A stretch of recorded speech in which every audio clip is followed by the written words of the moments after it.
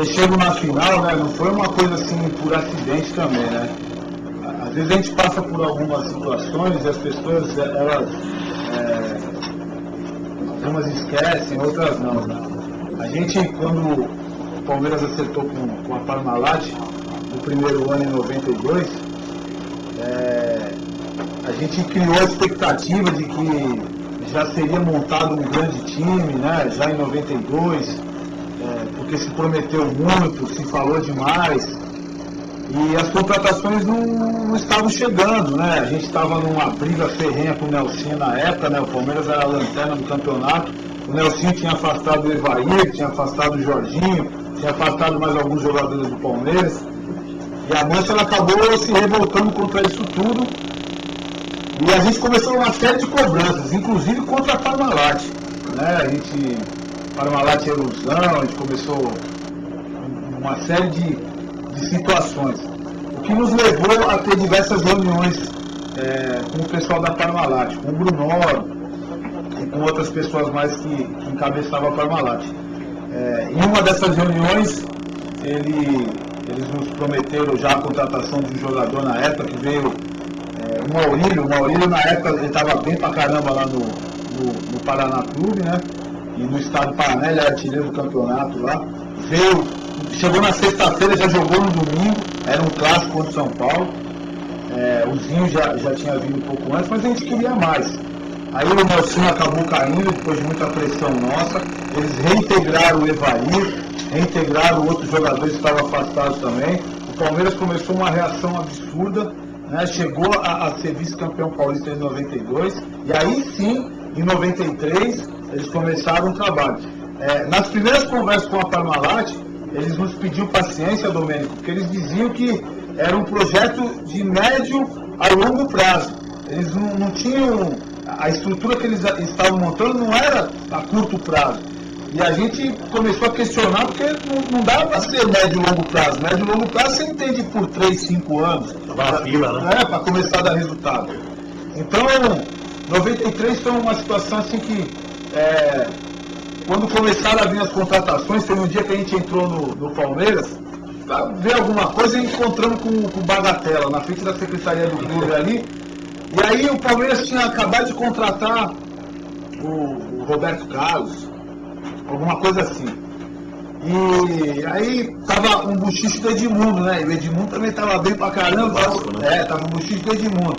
E aí eu falei, pô, e aí, Baga, tá certo o Edmundo também? Vamos trazer o Edmundo?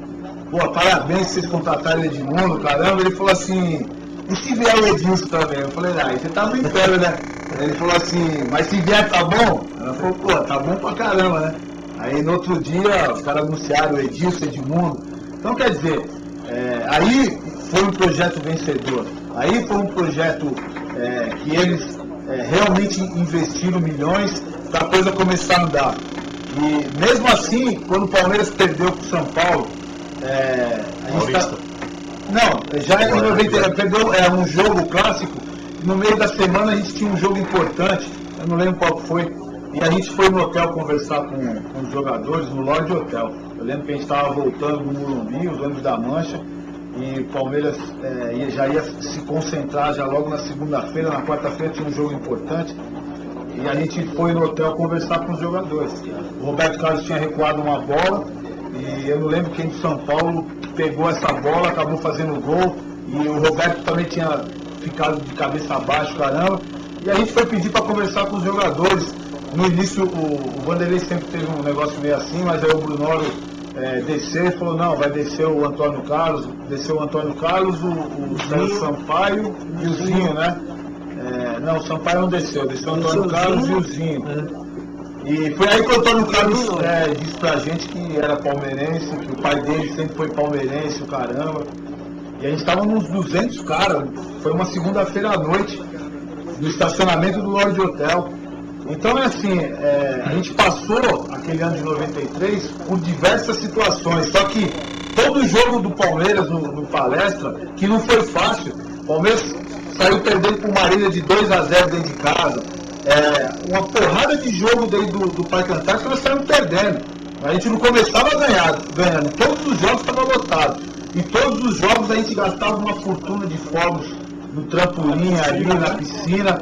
Toda a entrada do Palmeiras em campo era uma maravilha, parecia jogo de final, que hoje os caras só fazem na final, nós fizemos em todos os jogos do Campeonato Paulista.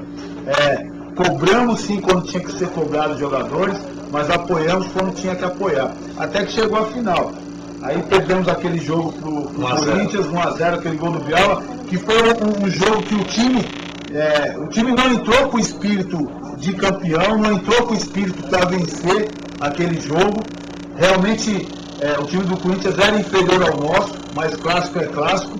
Então, no nosso modo de entender, eles subestimaram. Aí na segunda-feira, a gente foi almoçar, Domênico. Tava eu, o Sérgio Pellegrini e o Léo. O Léo era um banqueiro de bicho lá da Vila... Era não, ele tá vivo, pelo amor de Deus.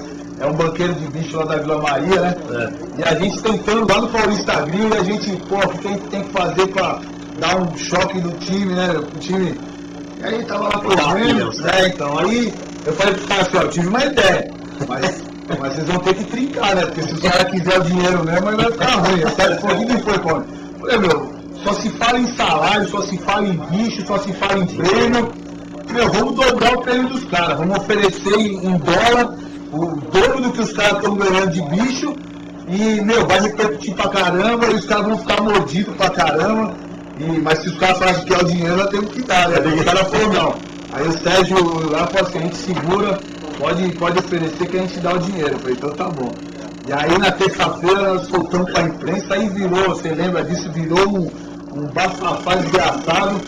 E o time ficou mordido, nós fomos no CT no sábado.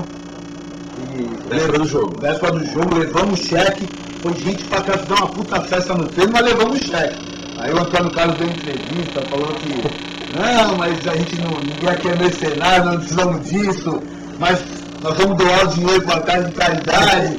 E eu louco, os caras esquecendo que era, né? Eu falei, pô, vai tomar uma desculpa, né? E aquela semana foi uma semana tumultuada, cara. Uma semana tumultuada, mas o que dava mais prazer é de você ver a torcida do Palmeiras comprando ingressos pra caramba. A gente já sabia que ia dividir o estádio com os caras. E a gente preparou a nossa festa. Domingo, puta de um frio de manhã, aquele dia tava um frio desgraçado.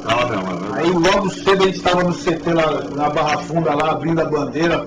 A bandeira a gente abria lá no CT de manhã para dobrar ela, colocava no caminhão para levar a festa, para poder fazer a festa direitinho. A gente fazia a marcação, que a bandeira era muito grande, pesada, o tecido era outro, né, o que a gente usa hoje. Então, era 7 horas da manhã, a gente já estava lá. Era algodão pesado, a gente comprou em Americana. Acho que o pai do menino da Mancha, acho que tinha uma loja de confecção de toalhas. Aí ficou um pano lá, tava meio encalhado, ele ligou e falou, pô, tem um preço bom nesse tecido aqui. Aí nós compramos, mas era pesado pra caramba. Quando colocou a tinta em cima, mano, pesava que era uma beleza. Mas, pô, desde de manhã foi uma tensão, meu, desde a semana toda, mas sábado a gente o dia inteiro na sede, você já não conseguia comer, de manhã a puta de uma caganeira, aquelas coisas assim de você puta, a hora de chegar. Barato louco, cara, e naquele primeiro gol do Zinho, aí começou a gente descarregar tudo, e, velho, quando fez o gol de pênalti, aí a torcida do Palmeiras foi engraçada, a torcida do Palmeiras não sabia o que fazer, ela não gritava campeã, nada. A Mancha tava com 150 bandeiras, só tinha aquela maldita bandeira que tinha um elefante, aquela bandeira, não sei de onde saiu aquela desgraça. Comigo não era o Serginho, tá? Com 150 bandeiras, velho, só aquela levantava, todo mundo chorando, velho, eu não conseguia fazer mais nada, cara. Larguei tudo e era uma choradeira desgraçada. Foi sensacional, velho. Pra mim foi o melhor dia, velho. Domênico, naquele dia, você estava... Pra quem não sabe, o Domênico é comentarista do Estádio 97, um programa de uma das maiores audiências no horário do Rádio Esportivo aqui em São Paulo. Quem está no trânsito sabe, vai curtindo esse programa o caminho todo e ainda... Pelo trânsito de São Paulo ainda tem programa para rodar. Energia FM 97.7. Isso aí. Todos os dias, qual horário, Domênico? Das 6 às 8h30. Das 6 às 8h30. Antes era um pouquinho, aí foi crescendo, e daí daqui a pouco